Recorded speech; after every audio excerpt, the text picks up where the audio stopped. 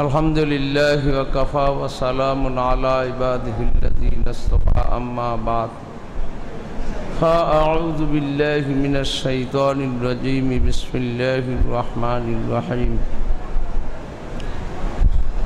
شهر رمضان الذي أنزل فيه القرآن صدق الله العظيم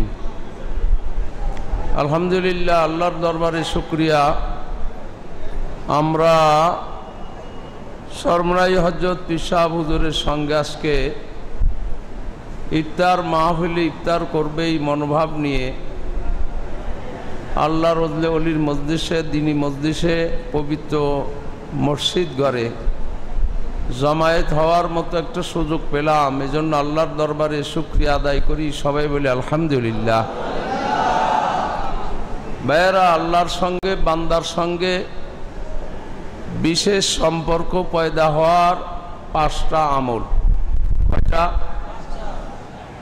এই 5টা আমল যখন করতে পারে বান্দা, ফরজিয়াত ওয়াজিবাত নামাজ রোজা হজ যাকাত এগুলা তো করবেই, তৎসঙ্গে আরও 5টা আমল বেশি করবে।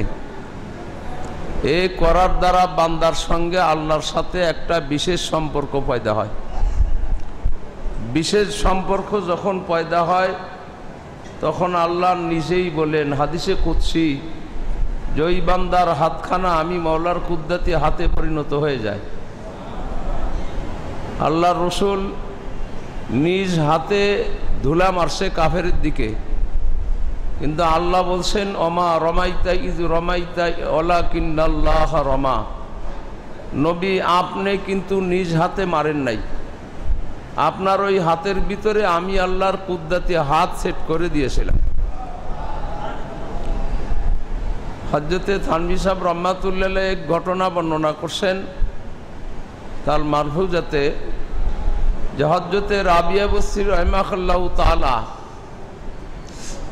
তিনি যখন তেনার বান্দিয়াতের থেকে গোলামিয়াতের থেকে আজাদ পাইলেন, তার মনিব যখন বুঝতে পারল যে বড় আল্লাহওয়ালা বুজুর্গ, সে বলছে যে এতদিন আমি ছিলাম তোমার মালিক আর তুমি ছিলে আমার বাদী, আজ থেকে আমি হইলাম তোমার গোলাম আর তুমি হইলা আমার মালিকা।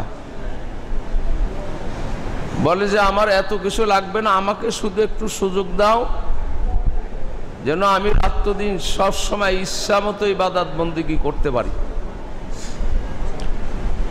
তো এই সুযোগ দেওয়ার পরে তেনার আলাদা একটা হুজ্জা ছিলেন, ঘর ছিলেন, কিন্তু রাত্রির বেলায় তিনি নিরিবিলি ওই এক পাহাড়ের গুহার ভিতর গিয়া দুনিয়ার কেউ জানতো না, শুধু আল্লাহ আর সে ইবাদত বন্দেগী করতেন। একদিন সকালবেলায় আসতেছে এক মহিলা, তার সম্মুখে বোরকা পরিধান, সেও বোরকা পরিধানে, জিজ্ঞাসা করতেছে যে মা একটা কথা জিজ্ঞাসা করি। সে তো আর বুঝে নাই যে রাবিয়া বসরি। কি কথা জিজ্ঞাসা করবেন মা? বলে আল্লাহর ওলিদের পরিচয় কি, নিশানা কি?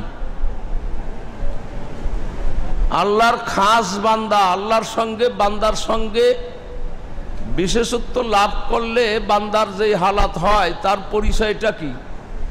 রাবিয়া বসরি রাহিমাহুল্লাহু তাআলা মিসাল দিতে গিয়ে বললেন, এই যে পাহাড় দেখো না, এই যে পাহাড়। বলে হ্যাঁ। কয় আল্লাহর ওলিরা যদি বলে পাহাড়কে স্বর্ণ হয়ে যাও, সাথে সাথে স্বর্ণ হয়ে যাবে। এই বলার সাথে সাথে তাকাই দেখে পাহাড়টা স্বর্ণ হয়ে গেছে। বুঝেন নাই? ইঙ্গিত করছে যে এই আল্লাহর ওলিদের পরিচয় নিশানা হইল এই পাহাড়টাকে আঙ্গুল দ্বারা ইশারা দিবে যে স্বর্ণ হয়ে যাও, আর স্বর্ণ হয়ে যাবে, সাথে সাথে পাহাড়টা স্বর্ণ হয়ে গেছে। রাবিয়া বসরি রাহিমাহুল্লাহু তাআলা পাহাড়ের দিক তাকায় আবার বলতেছে, ও পাহাড়, আমি তো তোমাকে স্বর্ণ হইতে বলি নাই, আমি তো একটা উদাহরণ দিছি। কিন্তু পাহাড়ে মনে করছে যে আমাকেই স্বর্ণ হইতে বলছে, সাথে সাথে স্বর্ণ হয়ে গেছে। বলে না, তুমি তোমার আসলি সুরাত আবার ধারণ করো, পাথর হয়ে যাও। পাথর হয়ে গেছে। বান্দার সঙ্গে আল্লাহর সঙ্গে এই বিশেষত্ব লাভ হইলে এইরকম দরজা তারা পায় যে ইশারা দেওয়ার সঙ্গে সঙ্গে পাহাড় পর্যন্ত স্বর্ণ হয়ে যায়। তার 5টা আমল হইল, 1 নাম্বার সূরা মুজাম্মিলের শুরুতে এই 5টা আমলের কথা বলছেন। 1 নাম্বার, ইয়া আইয়ুহাল্লাযী আইয়ুহাল মুজাম্মিলু কুমিল লাইলা ইল্লা কলিলা। তাহাজ্জুদ নামাজ পড়ার হুকুম আল্লাহর রাসূলকে আল্লাহ দিছে, তার জন্য এটা আলাদা স্পেশাল ভাবে ফরজ ছিল, আর উম্মতের জন্য এটা নফল ইবাদত। আর এই নফল ইবাদতটা করলে আল্লাহর সঙ্গে বান্দার সঙ্গে একটা গভীর সম্পর্ক পয়দা হয়। কারণ আল্লাহ রাত্রি 3 ভাগের 2 ভাগ পার হয়ে যাওয়ার পরে তার আরশ কুরসি ছাইরা দিয়া শেষ আসমানে এসে তার কুদরতি হাতখানা জমিনের দিকে বাড়াইয়া বান্দাবান্দিদেরকে ডাকতে থাকে, আলা মিন মুস্তাগফিরিন ফাগফির আলা।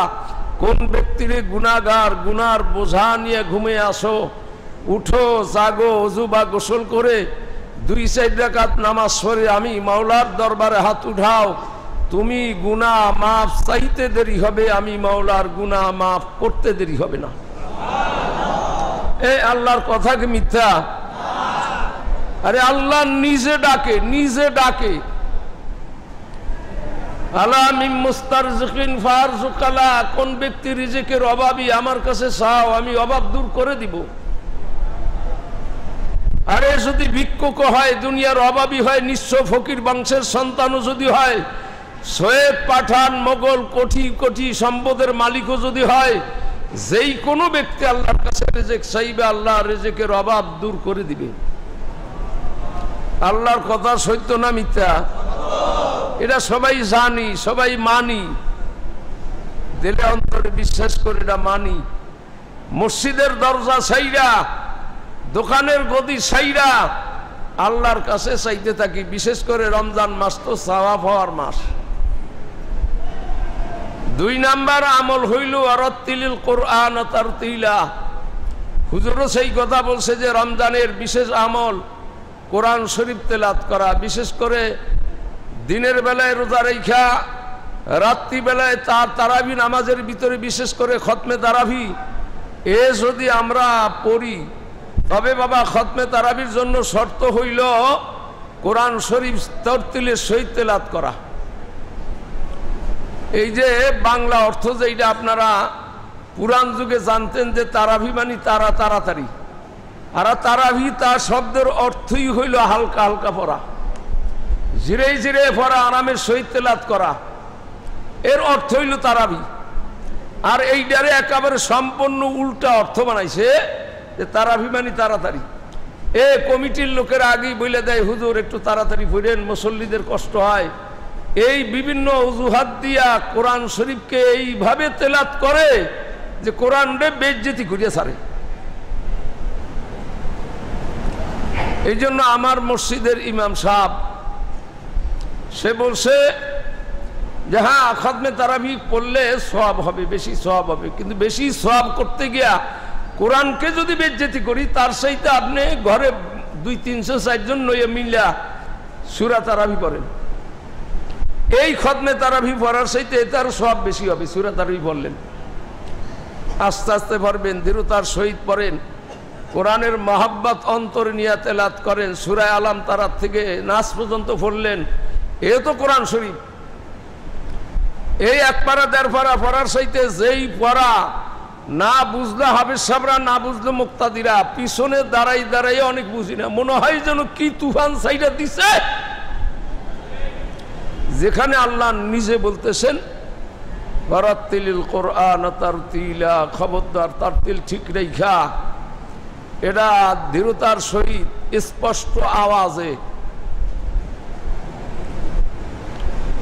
তো আমি অনেক সময় বলি আমার মসজিদের ইমাম সাহেব তারপর আরো চালু বেশি, তারপরে চালু মানে স্পষ্ট ভাবে পড়ে, যার কারণে অতি সহজে তাড়াতাড়ি তার সময়টা, এই সময়ের ভিতরেই সে তার 8 টাকা শেষ করে বা 10 টাকা শেষ করে। কিন্তু যারা তাড়াহুড়া করে ঘড়ি ধরে দেখছি যে তাকে আরো দেরি হয় বেশি, অথচ বোঝাও যায় না, কোরআনও বেইজ্জতি করে। অতএব দিনের বেলায় কোরআন শরীফ তেলাওয়াত করবেন, বেশি বেশি করে তেলাওয়াত করবেন। বাঁকা সোজা যদি তেলাওয়াত করেন সওয়াব আরো বেশি হবে। বাঁকা সোজা বোঝেননি, তেলাওয়াত করতে পারে না, এর দিয়েই পড়তেছে, তার সওয়াব আরো বেশি হবে। একটা হইলো তেলাওয়াতের সওয়াব, আর একটা হইলো কষ্টের সওয়াব। আল্লাহ রাসূল বলছে এটা অভ্যাস করতে থাকেন, রমজান মাসে বেশি বেশি তেলাওয়াত করেন, বরকত দিবে, রিজিকের ভিতরে বরকত দিবে। এবার আর রাগ করেন না, আপনারা ব্যবসায়ী এলাকার মানুষ, যেই কোনো দোকানদার ব্যবসায়ীর কাছে বসলে বলে হুজুর সুবিধা নাই, অসুবিধা অসুবিধা অসুবিধা, খুব অসুবিধা। হাজারকে ভিতরে দুই একজন বলে কি শুকরিয়া মাশাআল্লাহ, আর শতকরা ৯৯ জন তার চাইতেও বেশি সবাই বলে হুজুর ব্যবসা বাণিজ্যের অবস্থা ভালো না। মানে কি? রিজিকের তুঙ্গি, মানে রিজিকের অভাব। তার রিজিকের অভাবই যখন আছে, ব্যবসা বাণিজ্য ফেলাই থুইয়া রমজান মাসে বসেন। আল্লাহ নিজে বলছে রমজান মাস হইল রিজিক বৃদ্ধির মাস। তাই রিজিক বৃদ্ধি হবে কি দোকান বসে থাকলে? রিজিক বৃদ্ধি হবে হিসে কুঞ্জো বেদুরু বেদামে নেস জজবা খালওয়াতো গাহে খাকারামেনিস। দুনিয়ার কোন কাজের ভিতর শান্তি নাই, আরাম নাই। যেই দিকে আরাম তালাশ করতে যাইবেন সেই দিকে আরো বাবার অশান্তি আসবে। সব চাইতে আরাম আর শান্তি কইল নিজের ঘরের কোনায় বা মসজিদের কোনায় চুপচাপ বৈশা দিল, অন্তরকে এক করি আমার মাওলাকে ডাক দেন লা লা নাই নাই নাই নাই ইলাহা ইল্লাল্লাহ। রিজিক দেওয়ার মতো কেউ নাই, শান্তি দেওয়ার মতো কেউ নাই, আমার মাওলা ছাড়া আর কেউ নাই। এই কথাই খেয়ালটা যদি দিলের ভিতর অন্তর ভিতর বসাইতে পারেন, দেখবেন যে মাশাআল্লাহ আপনার রিজিকের অভাবই নাই। খাই এই সার ছাড়বেন না, ঠেইলে এই সার ছাড়বেন না, নিজে খায় আরো বিলায় আরো অন্য মানুষের দেয়। বেশি বেশি কোরআন শরীফ তেলাওয়াত করি। দিব্যে রুহান ইস্তে কোরআন সলিম।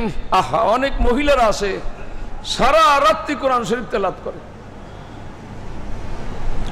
অনেক সংসারের ভিতরে আছে বাবারে পাল্লা লাগিয়ে গেছে, কে কত খতম বেশি দিতে পারে সহিভাবে।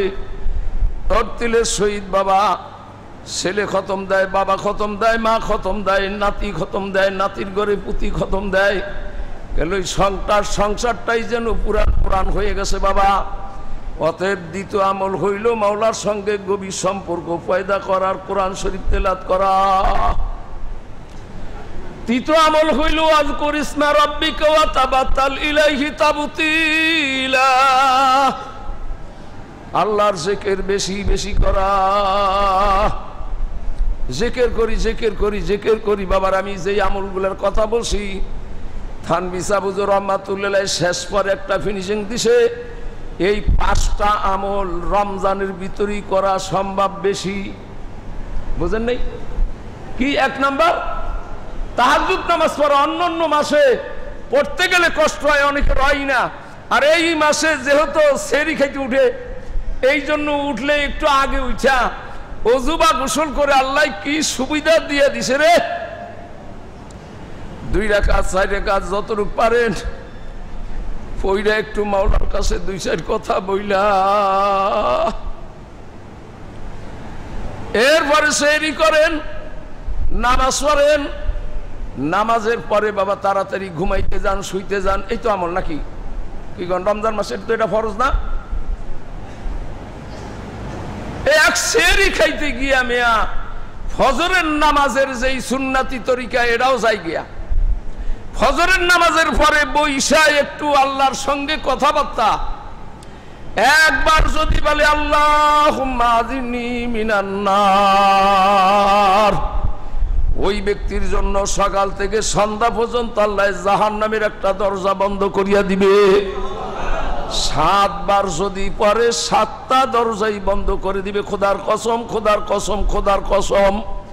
আরে যার যতটুক ইতিকাদ, যার যতটুক বিশ্বাস, যার যতটুক ঈমান, সে ততটুক ওই জিনিসের ফল ততটুক পাইবেন। আর যদি মনে মনে করেন আল্লাহুম্মা আমিন, আল্লাহ কবুল করে না না করে, হাত একখান থেকে ওই জায়গায় আর একখান থেকে ওই জায়গায়, মা চোখ থাকে বুঝাইয়া খেয়াল থাকে অন্যদিকে আমিন আমিন আমিন আমিন। আল্লাহর কত ঠেকটা পড়ছে তোমার আমিন কবুল করণের লিগা। এ দোয়া মোনাজাতের জন্য আল্লাহর কাছে চাওয়ার জন্য 10টা শর্ত। তার ভিতরে হাতখানা বুক বরাবর এমন সুন্দর করে উঠাইবেন, হাতের তালু 2খানা আসমানের দিকে থাকবে, মাঝখানে 1 আঙ্গুল 2 আঙ্গুল পরিমাণে ফাঁকা রাইখা এ যা কিছু বলবেন বিশ্বাসের সহিত খেয়াল করবেন যে আমি আমার মাওলাকে যা আমি বলতেছি সব আমার মাওলায় শুনতে আসে। আল্লাহর কালামের কথাই যা সালাকা ইবাদি আন্নী ফাইন্নী করিব। নবী গো যখন জিজ্ঞাসা করে আমার বান্দা বান্দিরা আমার সম্পর্কে আমি মাওলারে কোথায় পাইবে, আপনি বলিয়া দেন তোমার সারগের চাইতেও কাছে। এই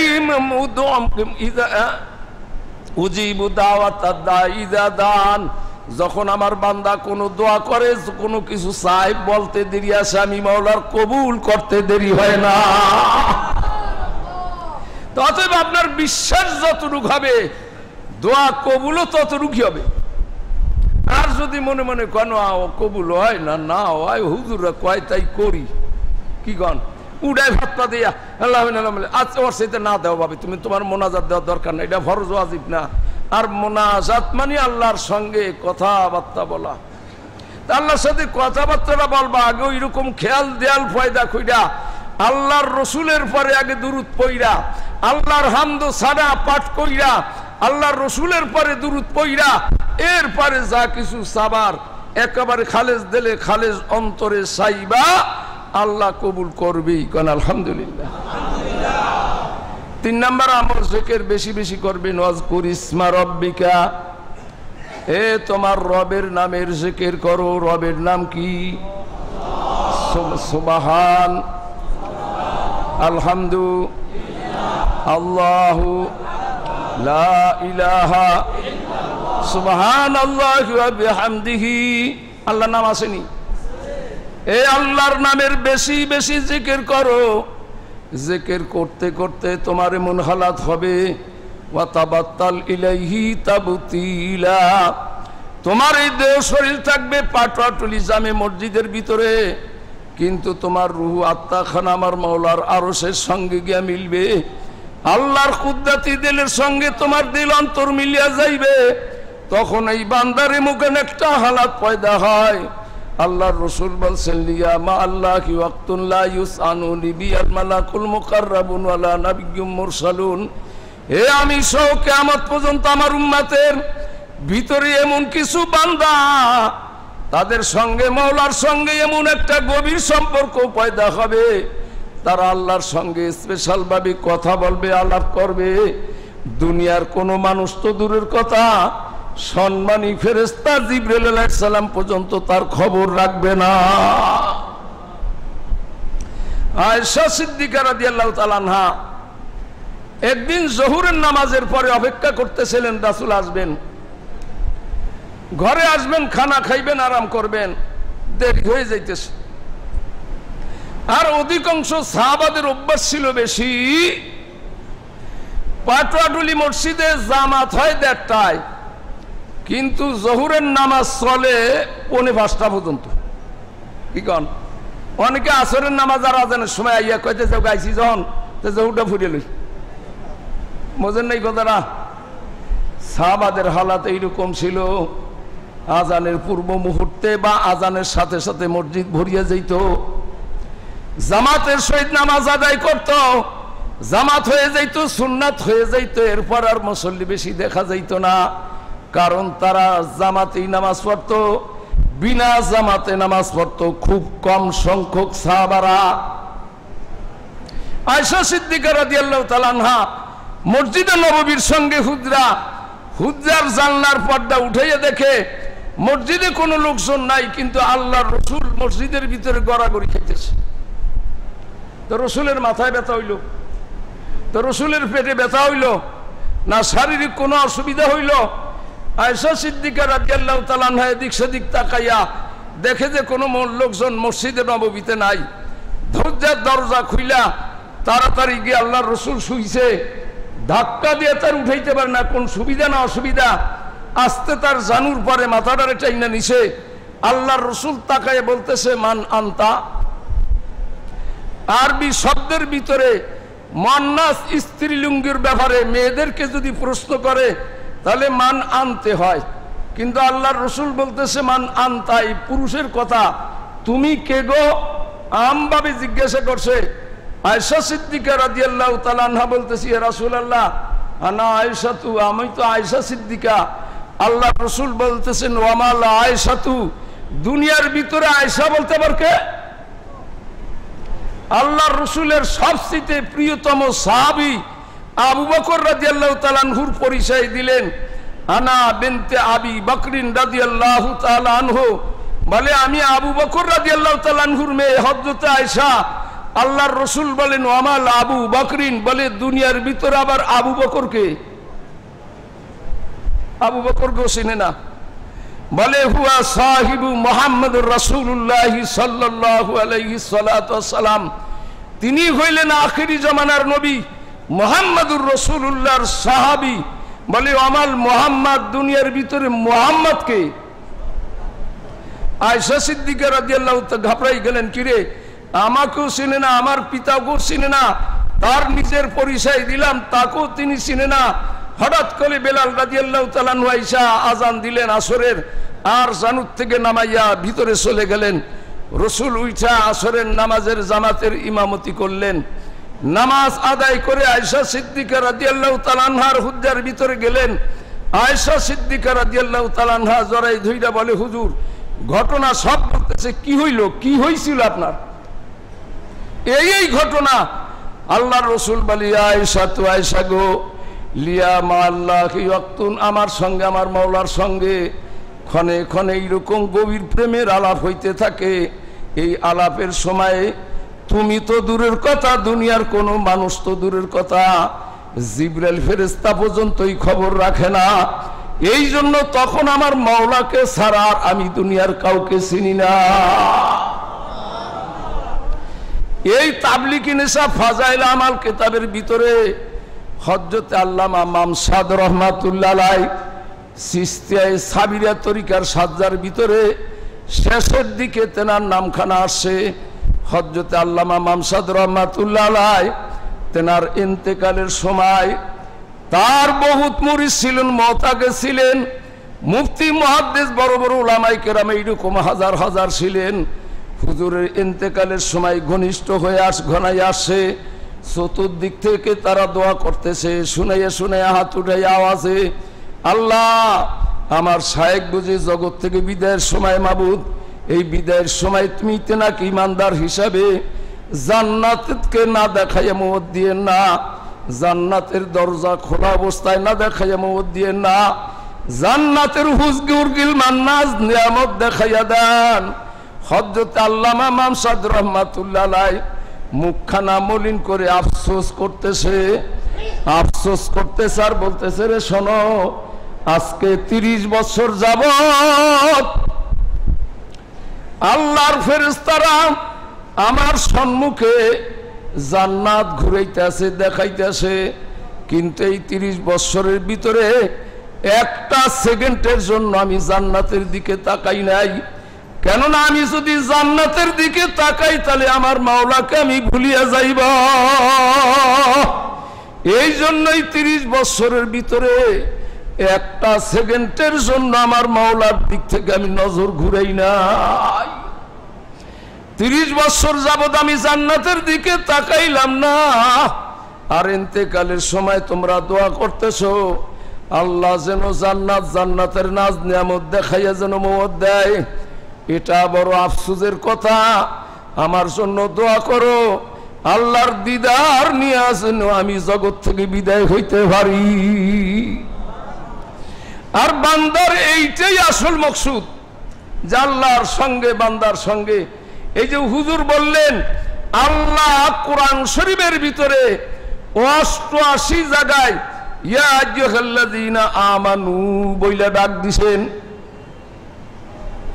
হুজুরেরও শায়েখ, আমাদেরও মুরব্বী, আমাদের এলাকার ভিতরে খুব নামকরা বুজুর্গ ছিলেন হযরতে খলিলুর রহমান সাহেব রহমাতুল্লাহ আলাইহি।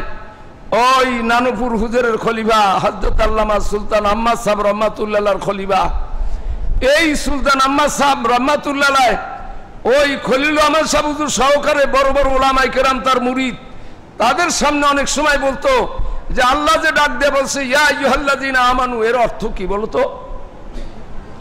মুফতি মুহাদ্দিস বড় বড় উলামায়ে কেরাম মুফাসসির ওয়াইজ বক্তা ইমাম তারা বলতো যে আল্লাহ বলছে হে ইমানদাররা, বলে এই অর্থ কি তোমার কাছে জিজ্ঞাসা করছি?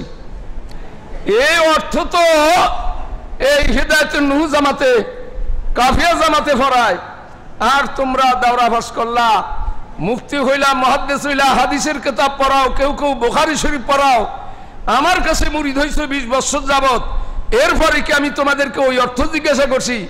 বলে তাহলে হুজুরই ভালো জানে, আমরা জানি না। আল্লাহ ডাক দিছি ইয়া আইয়ুহাল্লাযীনা আমানু, অর্থাৎ হে আমার পাগলের দলেরা, কি গন আল্লাযীনা আমানু আসাদ্দু হুব্বান লিল্লাহ, যারা ঈমানদার তামাম দুনিয়ার সব কিছুর চাইতে আল্লাহকে বেশি মহব্বত করে। এ মজনু তার নাম ছিল কয়েস, সেই আজিজের পুত্র, সেই দেশের প্রধানমন্ত্রীর ছেলে, তার নাম ছিল আজিজ।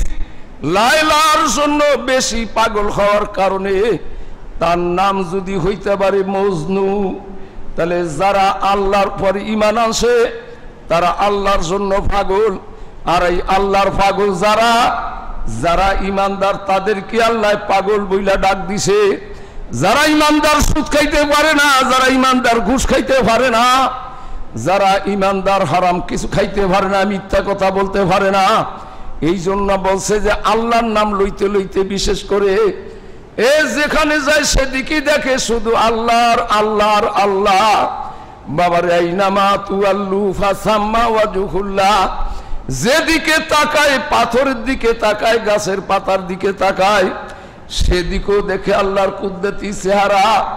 এরা হইল খাঁটি ইমানদার, ইমানদারের লক্ষণ এইটা। এই জন্য আল্লাহ ডাকতে ডাকতে ডাকতে ডাকতে একবার নাই, দুইবার নাই, ও 88 বার 30 পারা কোরআনের ভিতরে হে আমার পাগলের দলেরা, হে আমার পাগলের দলেরা, তোমরা এই কাজ করো, এই কাজ করো, তাইলে পাগল নামে পরিচিত হবা। অতএব এই আল্লাহর সঙ্গে গাঢ় সম্পর্ক পয়দা হওয়ার 5টা আমলের 1 নাম্বার হইল তাহাজ্জুদ নামাজ পড়া। কি নামাজ?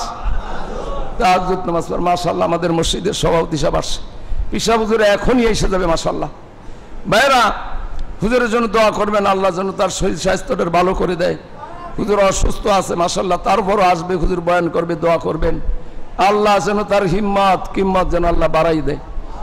1 নাম্বার আমল কি? তাহাজ্জুদ পড়া।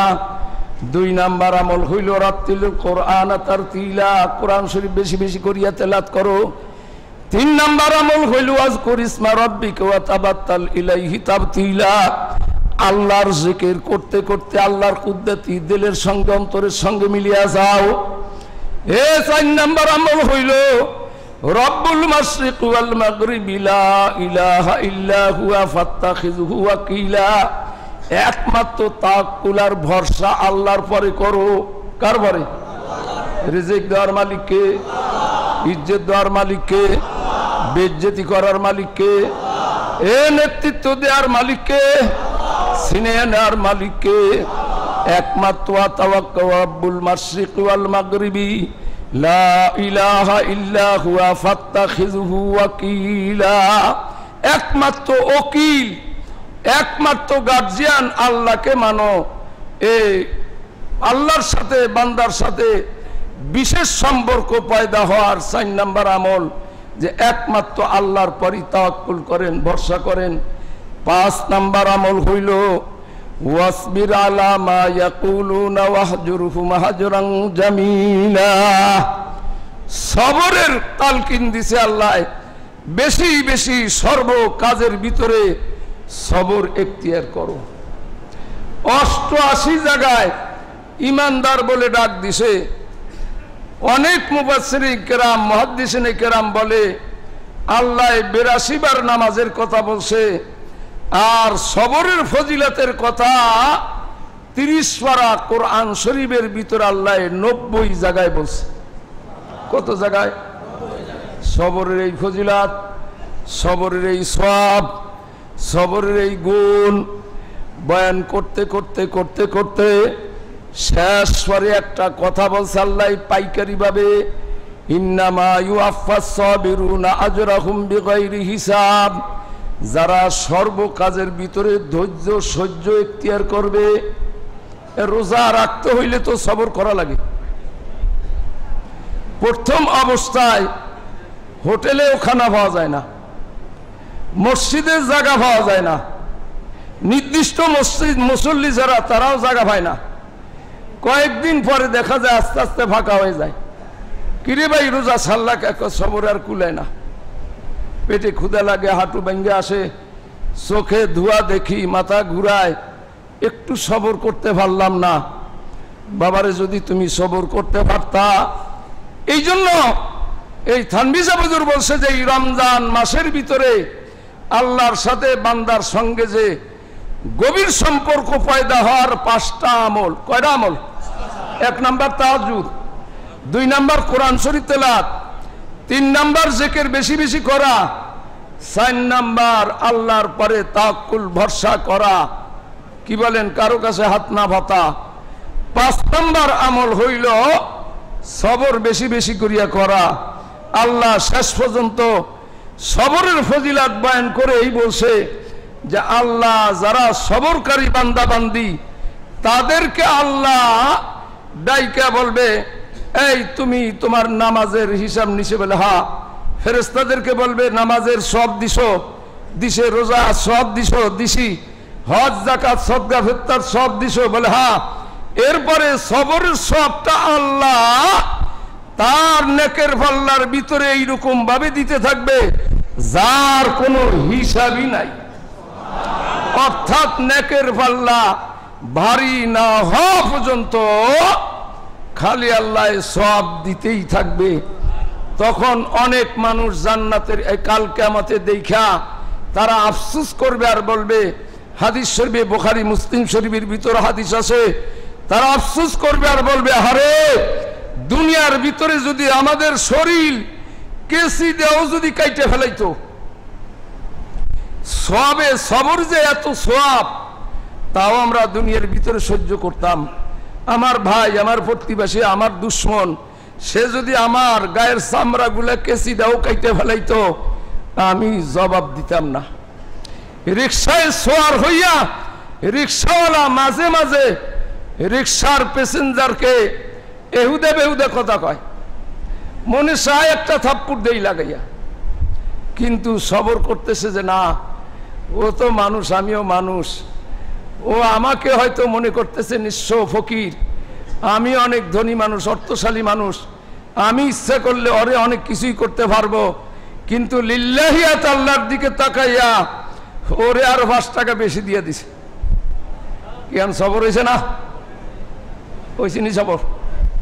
বৃষ্টির ভিতরে জুমার নামাজ পড়তে আসতেছেন গতকালকে, ঠিক জুমার নামাজের পূর্ব মুহূর্তে এমন বৃষ্টি নামলো, গলির ভিতর দিয়ে যাইতেছেন, ফিনফিন্না জামা, এই ইস্ত্রি করা জামা, সুন্দর ভাই জামা, টুপি রুমাল সব ঠিক আছে, কিন্তু এক দোকানদার ব্যবসায়ী উপরে পলিথিন লাগাইছে, পানি জমা হয়ে গেছে। ও এক কাঠ দিয়ে ধাক্কা দিছে, ওই মুসল্লির গায়ের ভিতর বসে আসে। ওরে মারতে মারতে যদি মাথাটা ফাটাইও ফেলান, আপনার জামা শুকাইবে? তখন আল্লাহর দিকে একটু তাকাইয়া যদি ওরে মাফ করিয়া দেন, কাল কিয়ামতে গায়ের শরীরের চামড়া কেসি দিয়ে কাইটা ফেলানোর সেই তো বেশি সওয়াব পাবেন। এই জন্য আল্লাহ বলছে, এই যে 5টা আমলের কথা বলছি, সব আমলের মূলে হইল সবুর করা। কি করা? পীর সাহেব হুজুর এখনই আসতেছে, একটু সবুর করেন। কি কন? এটাও আমল, এটাও আমল। আমার মতো নাখান্দা নাসিস ঐতিহাসিক পাটুয়াটুলি মসজিদের খতিব সব বয়ান করার পরে আমার বয়ানের কোনো অস্তিত্বই থাকে না। এরপরও আপনারা একটু সবুর কইরা পীর সাহেব হুজুরের জন্য অপেক্ষা কইরা সবর কইরা বয়ান শুনতেছে, এটাও অনেক সওয়াবের ব্যাপার। কি বলেন? অতএব বাবা এই আসতেছে আসতেছে বইলা বয়ান ছাড়তেছে না, চালাইতেছি। অতএব বাবা এই 5টা আমলের সব জায়গায় গোড়া ঘর হইল সবর করা। তাহাজ্জুদ পড়তে হইলে সবর করা লাগে, কি গণ? কারণ মানুষ যখন ঘুমাইয়া পড়ে পেশাব আসতেছে। মাশাআল্লাহ মাশাআল্লাহ, আলহামদুলিল্লাহ, শুকরিয়া। আমাদের শায়েখ, আমাদের মুর্শিদ, আমাদের মুরব্বী মাশাআল্লাহ তিনি আসতে। সবাই বসেন, হুজুরে বয়ান করবেন।